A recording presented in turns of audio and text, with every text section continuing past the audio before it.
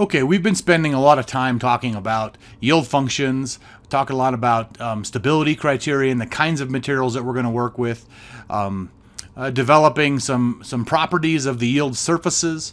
Now I want to take all that we've learned, go back to some of the initial developments that we had for 3D incremental plasticity, and start applying some of the knowledge that we've gained now that we've talked a little bit more about yield functions. So with that in mind, I'm going to talk about 3D incremental plasticity. And I'm going to specifically focus here on von Mises yield criterion with isotropic hardening. So let me just refresh your memory, because it's been a little while since we went through all the governing equations. But let me just refresh your memory with some basic equations that we had talked about. So I'll just say recall. And here's number one, that we could decompose the strain. So we had strain decomposition. And in this class, if you remember, we had said we're only going to deal with small strain plasticity, and so we could use an additive decomposition that said d epsilon ij is going to be equal to the elastic strain increment plus the plastic strain increment. So the total strain increment is just an additive combination of elastic and plastic. Let's go ahead and call that equation 1. Number 2, we defined how the elastic strain was related to the stress. So that was just via Hooke's law. So the elastic strain is going to be governed by Hooke's law. And we talked about how to write that in 3D. Right? In 3D, we could say, this is just for the increment now, d epsilon ij elastic is going to be equal to 1 plus nu divided by Young's modulus E times d sigma ij minus nu over E d sigma kk times delta ij, right? That's Hooke's law. Call that equation 2. Okay, how about the plastic strain increments? Well, hopefully you remember that we said that the plastic strain increments are governed by a flow rule, right? So the plastic strain increments are going to be governed by the flow rule. Okay? And let me remind you what the flow rule was. It said that the plastic strain increment d epsilon ij p is equal to, on the one hand, g, which is our scalar hardening function, which we said was a function of sigma and any necessary internal variables, times the partial f with respect to sigma kl times d sigma kl times the partial of f with respect to sigma ij, right? And that was when it was flowing, which we said was the case only when f was equal to 0, and we required that the partial of f with respect to sigma kl d sigma kl be greater than 0, right? If it's less than or equal to 0, then we're unloading and we just behave elastically, and so then obviously it's 0 otherwise. Okay? So again, I'm not telling you anything we haven't already covered, call that whole thing equation 3, that we haven't already covered in previous lectures, but I feel like it's been a little while, so I wanted to remind you of them. I want to give a note up here and just remind you that equation 3, our flow rule, is for an associative material, right? And how do I know that? Because I'm using F as my plastic potential here, right? The partial of F with respect to sigma. So F being our yield function. When our yield function acts as the plastic potential, that's an associative material. So this is for an associative material. Okay? Okay? So how about our yield function? So that's kind of the review of the governing equations. And now I'm going to choose a yield function. Okay? So we're going to choose von Mises with isotropic hardening for our yield function. Okay? So when we do that, if you remember, we could write F then would be equal to J2, the second invariant of the deviatoric stress, minus J2 bar, which is our internal variable. We'll call that equation 4. Okay, I'm going to give you a quick reminder of what J2 was. So let's just say J2, remember, was equal to 1/2 Sij Sij, and we could also say that J2 bar is an internal variable that depends on the effective plastic strain, epsilon ij plastic strain, but it begins at K naught squared. If you remember that quantity, the initial yield function for von Mises was J2 minus K naught squared, so J2 bar begins at K naught squared and evolves from there. So let's see. Let's go ahead and label this definition as equation 5. And when we're talking about J2 bar, we can increment J2 bar as follows. We can say that dJ2 bar is going to be equal to, it's some function of the effective plastic strain increment. So d epsilon bar, where this is the increment in the effective plastic strain. Okay? If you remember, let's call this equation 6. We defined the plastic strain, or the effective plastic strain, was just a way to basically keep the sign positive. So d of the effective elastic strain, d epsilon, let me put a p up there so we know that it's plastic, would be equal to the square root of d epsilon ij p d epsilon ij p, right? So if we're moving only in the positive direction, then and we're only in one dimension, then the plastic strain increment that we would get in the positive one direction, for example, would be the same as the equivalent, the effective plastic strain. But this is a way we can accommodate plastic strains in all the appropriate tensors that are going to arise. So call that equation 7. Okay, so again, we're just trying to develop this theory for this specific von Mises with isotropic hardening. We could obviously go through other examples, but I think if we just choose this as our base, we're going to be able to understand a lot better how to apply this to various kind of more real-world problems. Okay?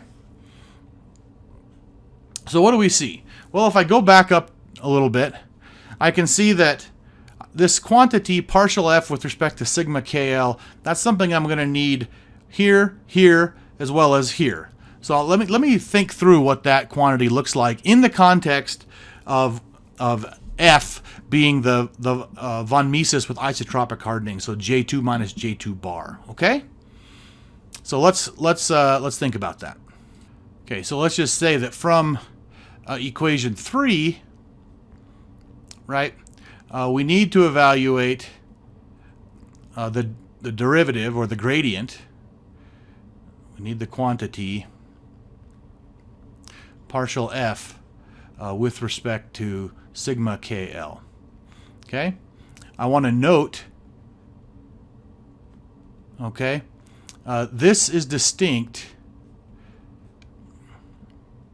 So this is distinct from the partial f with respect to the internal variable q, right?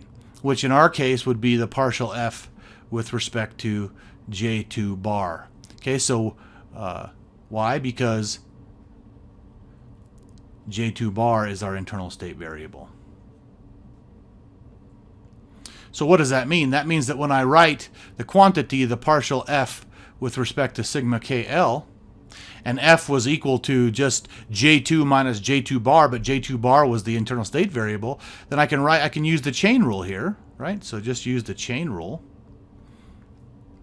and write this as partial f with respect to J2 times the partial of J2 with respect to sigma KL.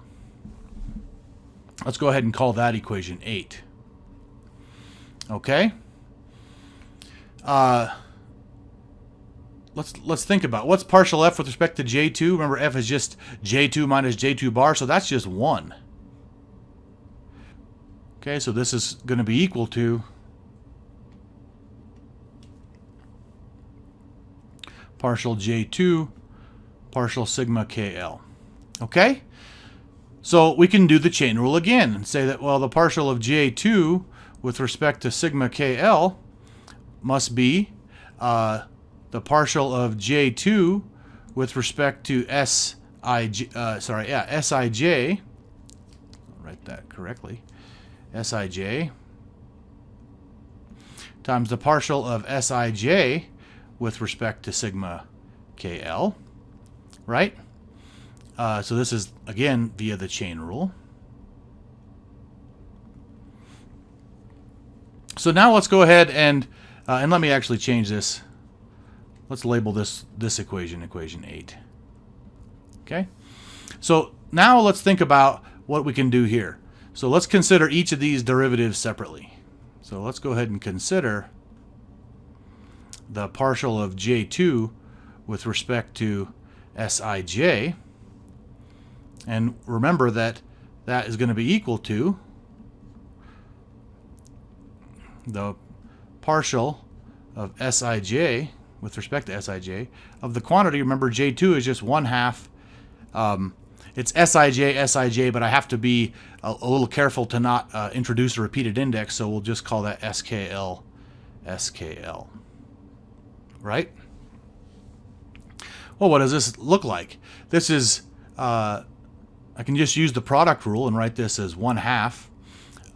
So I get the partial of SKL with respect to Sij times SKL, and then plus the same thing. So I end up with times 2 times the partial of SKL with respect to Sij times SKL.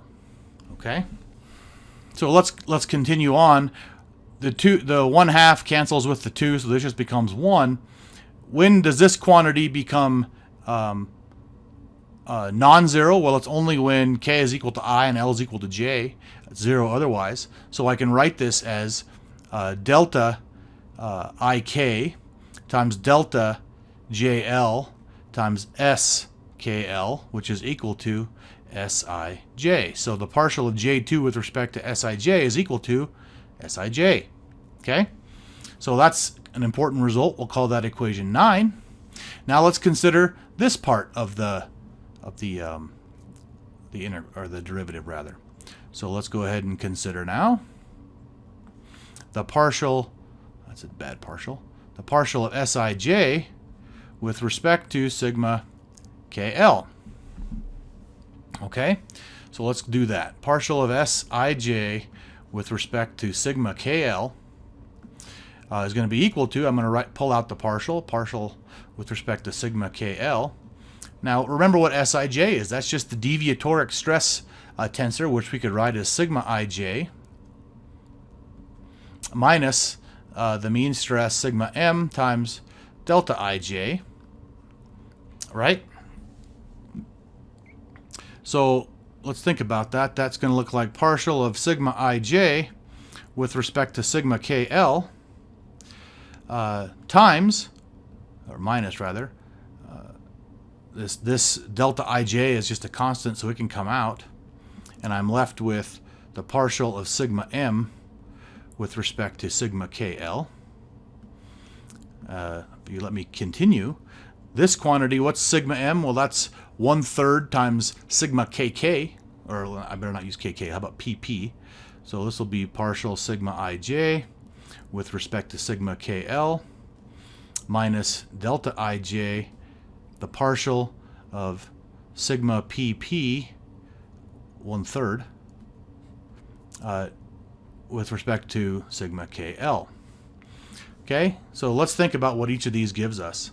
Well, this quantity, again, just like we talked about up here, this only is non-zero when I is equal to k and j is equal to l, so this becomes delta ik, delta jl. This quantity becomes 1/3. This quantity is only non-zero when k is equal to p and l is equal to p, so this becomes delta pk, delta pl, which we can write this as then delta kl. Okay? So if we were to write this whole thing out, this becomes delta ik, delta jl minus 1/3 delta ij, delta kl. Okay, let's call that equation 10.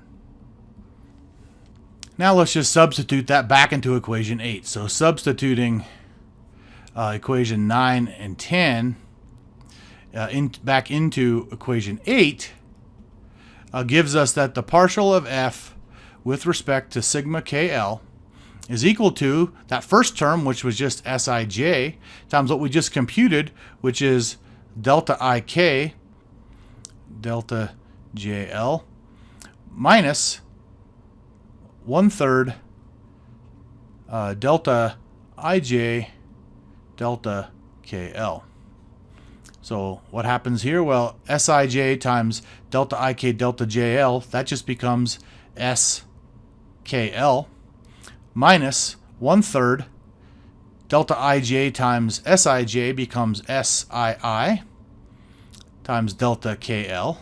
What is Sii? Well, that's the trace of the deviatoric stress, which we know is identically 0, and I'm left with skl. So the partial of f with respect to sigma kl is just the deviatoric stress. Okay? So that's a pretty important result, so we'll call that equation 11.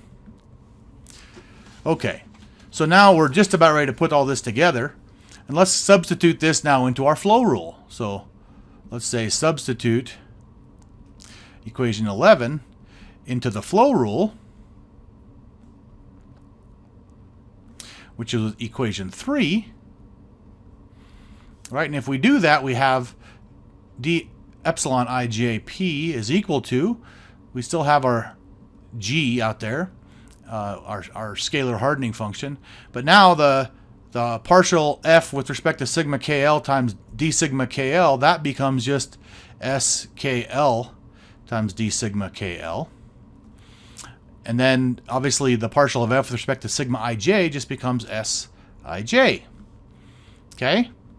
And then obviously it's going to be 0 otherwise. We're going to still require that this occurs when f equals 0, and now partial of f with respect to sigma kl, we already said was skl times d sigma kl, be greater than 0, right? So that's our flow rule. Okay?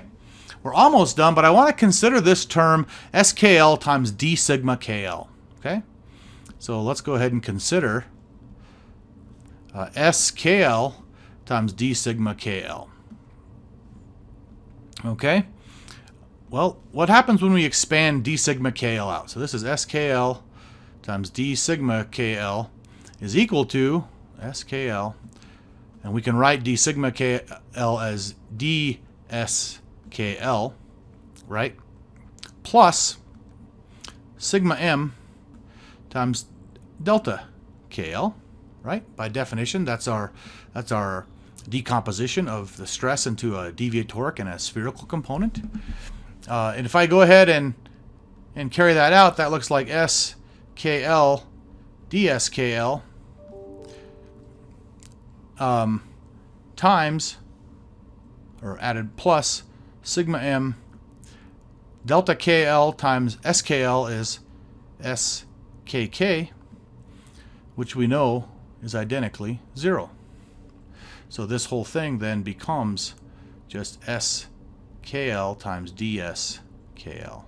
So what we have now is a flow rule that depends only on the deviatoric stress. Let's go ahead and call that equation 13.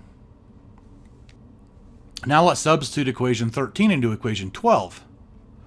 Okay, so substituting 13 into 12, right, where we end up with d epsilon ijp is equal to now G times SKL DSKL times Sij, and that is going to occur when F is equal to 0, and note that I've changed this as well. This becomes Sij, let me remain consistent, SKL times DSKL being greater than 0, than 0 otherwise. Okay, call that 14. I should write that this is otherwise as well.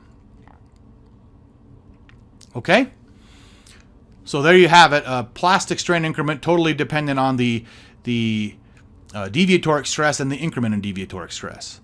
And also F being totally dependent on deviatoric stress. Okay, that's why we refer to this as J2 plasticity, right? It's totally driven by the deviatoric stress component. So what's left?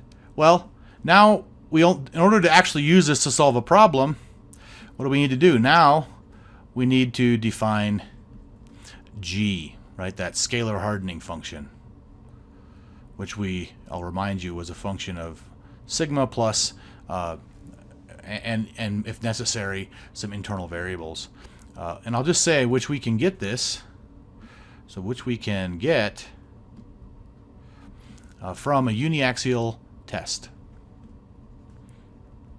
Okay?